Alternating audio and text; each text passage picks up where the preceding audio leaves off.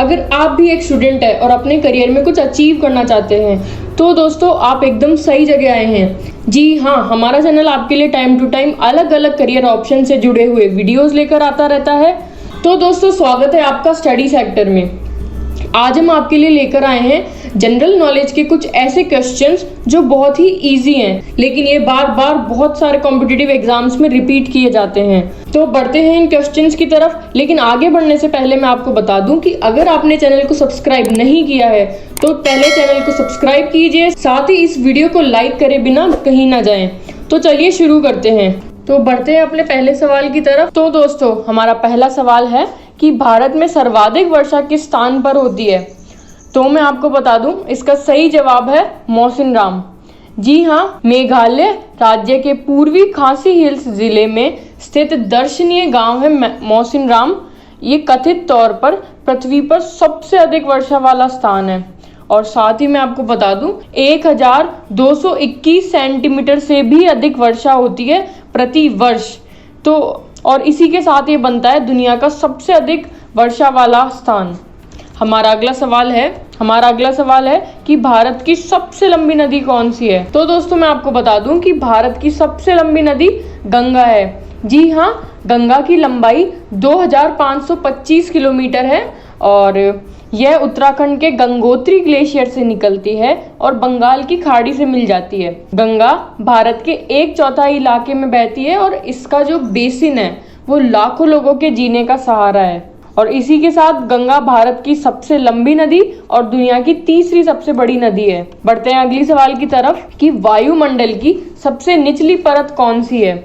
तो मैं आपको बता दूं कि वायुमंडल की सबसे निचली परत है क्षोभ मंडल। जी हाँ, जिसे हम इंग्लिश में ट्रोपोस्फेयर भी कहते हैं, वो सबसे निचली परत है। यह जो मंडल है वह जैव मंडलीय पारिस्थितिक तंत्र के लिए सर्वाधिक महत्वपूर्ण है, क्योंकि मौसम संबंधी सारी घटनाएं इसी में घटित होती है।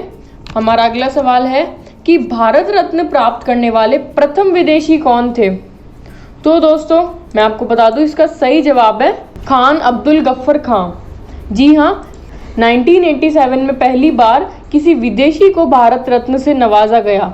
यह सम्मान पाने वाले थे फ्रंटियर गांधी के नाम से मशहूर खान अब्दुल गफ्फर खान। फ्रंटियर गांधी आज़ादी से पहले वर्ष 1929 में खुदाई खिदमतगार की स्थापना की थी। हमारा अगला सवाल है कि 14 बड़े व्यापारिक बैंकों का राष्ट्रीयकरण किस वर्ष किया गया। तो दोस्तों इसका सही जवाब है 19 जुलाई 1969। उस दिन एक अध्यादेश जारी करके इंदिरा गांधी सरकार ने देश के 14 बड़े निजी बैंकों का राष्ट्रीयकरण कर दिया था। अगला सवाल है कि भारत के किसी एक कृत्रिम बंदरगाह का नाम बताइए। तो इसका जवाब है चेन्नई। जी हाँ, चेन्नई भारत का एक आर्टिफिशियल पोर्ट है। साथ ही ये भारत का दूसरा सबसे बड़ा बंदरगाह, जी हाँ, दूसरा सेकंड लार्जेस्ट पोर्ट है मुंबई पोर्ट के बाद। और साथ ही मैं आपको बता दूं कि ये 125 साल से भी पुराना है। साथ ही यहाँ पर 2007 में देखा गया था कि यहाँ पर 10 लाख से भी ज़्यादा कंटेनर ट्रांसपोर्ट हुए थे एक वर्ष में।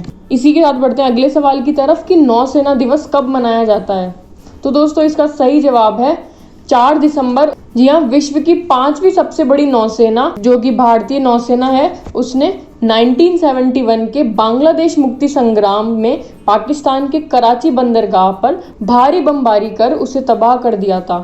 4 दिसंबर 1971 को ऑपरेशन ट्राइडेंट नाम से शुरू किए गए अभियान में मिली कामयाबी की वजह से ही हर साल 4 दिसंबर को नौसेना दिवस मनाया जाता है।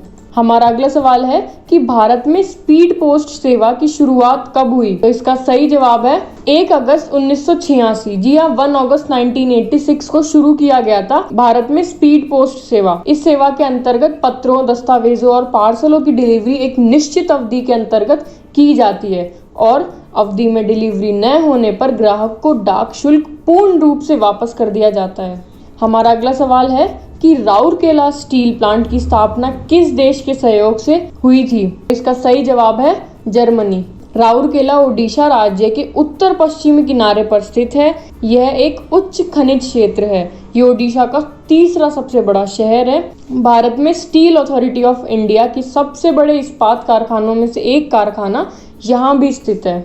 और यह स्टील प्लांट जर्मनी के सहयोग से बनाया गया था। और इसी के साथ बढ़ते हैं अपने आखिरी सवाल की तरफ कि प्रथम दादा साहेब फाल्के पुरस्कार किसे प्रदान किया गया था। तो दोस्तों मैं आपको बता दूं, इसका सही जवाब है अभिनेत्री देविका रानी को। जी हाँ, इस पुरस्कार का प्रारंभ दादा साहेब फाल्के के जन्म शताब्दी वर्ष 1959 जी हाँ 1969 से हुआ। उस वर्ष राष्ट्रीय फिल्म पुरस्कार के लिए आयोजित 17वें समारोह में पहली बार ये सम्मान अभिनेत्री देविका रानी को प्रदान किया गया।